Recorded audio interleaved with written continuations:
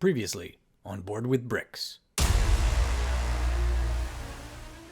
not seeing any arms with these, so I'm a little confused. Board with bricks! Hello and welcome. In this video, I'll be looking at my recent purchase from AliExpress. This video is not sponsored, and everything shown was purchased. I've been contemplating purchasing these minifigures for a while to build out a few regiments for the Green Kingdom dragons. Looking at the product page on AliExpress, each set allegedly comes with one 20x20 light bluish gray plate, one wagon with 2 horses, and 12 minifigures. The minifigures are not portrayed with any arms, which I find odd. Each set costs roughly $33 Canadian with free shipping from China. I'm not using these for any particular reason, though I could use them in games of Zombicide or Massive Darkness. A quick look at the contents. I presume the QR codes will be for instructions, as I don't see any paper copies. I've spotted some arms, which is good news. Let's see what is inside. First thing to note, I did not get a 20x20 plate. Instead, each minifigure is packed with this 4x4 modified black plate. I don't think LEGO makes this specific modified plate. I do find these more useful than the one large plate, as each figure can be moved individually. This package is the Great Helm Knight, and comes with the helm, shield, head, and body with legs attached. There is also the pearl dark gray armor, a sword, arms, 3 hands, and a plume. I'll build the base figure to have a look in greater detail. At first glance, this figure has a very good print, with even the face looking like something you could get from LEGO. The gold details really shine. I'll compare this with an official LEGO piece. The splint mail printed on the front of the legs looks to be a dark bluish gray. The print details continue from the torso down to the legs. Just below, the knee pads look like they were printed too high on the legs. There is no leg print on the side or back of the figure. A quick side-by-side comparison to a fully equipped knight. The armor and helm color is close to pearl dark gray. The print detail on the armor is crisp, with some good contrast. The dark green plume fits nicely into the helm, unlike other knockoff helms I purchased previously. Lastly, we have the shield, and the print here looks crisp too. Let's compare the unarmored versions, the AliExpress on the left, with the official LEGO minifigure on the right. The first thing that is noticeable is the difference in the hues of the gold print. The AliExpress gold is much more vivid. Part of that can be attributed to the dark bluish gray splint mail compared to the brighter silver color on the official LEGO piece. Design-wise, they are very close, with the positioning change of the knee pads, which are placed higher on the AliExpress version. Now for a look at the back of the figures. The color is consistent from front to back on both pieces. The gold continues to shine here on the AliExpress version. The silver shines once again, and you can see more shading for the official LEGO piece. Next, we have the infantry unit. Let's see what's in this package. More arms, so that's already a good sign. Interestingly, I'll have to assemble the legs, unlike the previous minifigure.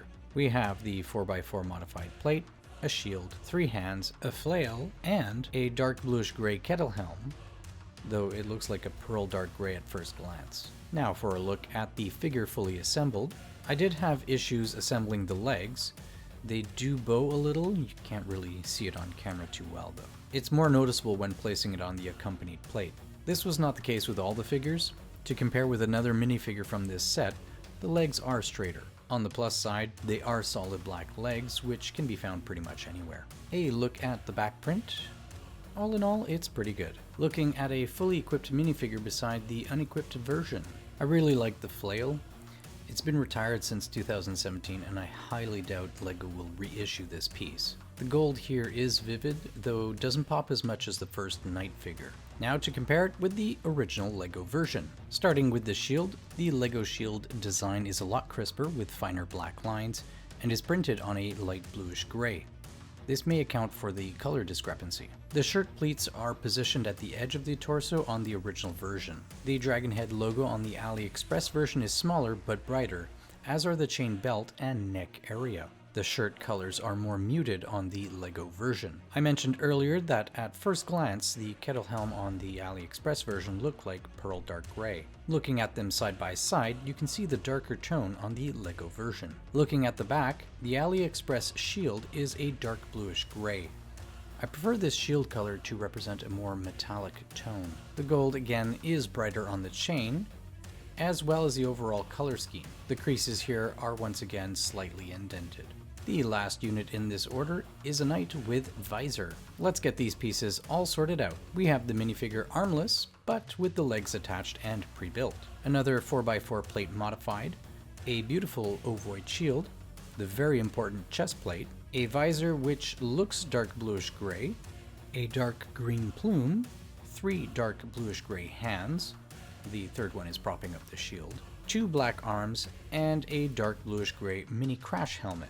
With 2 of these built, it's time for a closer look. For reference, this minifigure is a replica of minifigure CAS 495 from LEGO set 4187, Escape from Dragon's Prison. That is the only release of this minifigure, and more importantly, the breastplate. The current going price for one of these official LEGO minifigures is about $120 Canadian. Breaking that down, the most expensive parts on Bricklink are the visor in pearl dark gray, which costs about $25, and the breastplate is minimum $40. Now looking at the back, the shield looks to be pearl dark gray, but is more dark bluish gray. Now compared with the original version on the right, significant differences in the armor alone. The print placement is higher on the AliExpress version, the gold is brighter and consistent on all the pieces in this set. The thinner black lines and lack of shadowing on the AliExpress version is noticeable on the upper chest. The silver behind the belt is also brighter. On that note, the belt is fully printed compared to the LEGO one where the lower belt is missing. Turning these around, from this angle you can see the lighter tone of the LEGO shield. This may explain why the hues are much brighter. Furthermore, the black outline is much thicker on the official shield. Arranged in units, these could easily pass off as official LEGO minifigures to the undiscerning eye. I also received 2 wagons and a chariot, more of the same kind of horses as ones I've shown in other videos on my channel.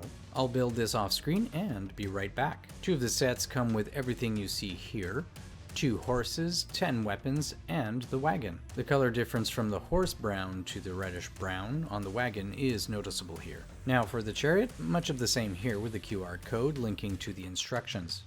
I'll build this off screen. The chariot is a flimsy build with the bricks just stacking on top of each other without staggering. The sides on the chariot are a nice touch. Here they are all together. Overall, they're fine builds, but really these are just bonuses to purchasing the figures. For those wondering, the bricks do feel like LEGO bricks with similar clutching power. Here are all the units together. If you are looking to build or fill out your ranks, this is a cheap alternative to do so. I look at these as extras or background characters on a movie set. Mixed with official LEGO pieces, these don't look out of place. On that note, that is all for this video. Are you planning on purchasing any of these units? Would you consider mixing LEGO minifigures with these kinds of alt LEGO figures? Let me know in the comments below, and I'll see you in the next one.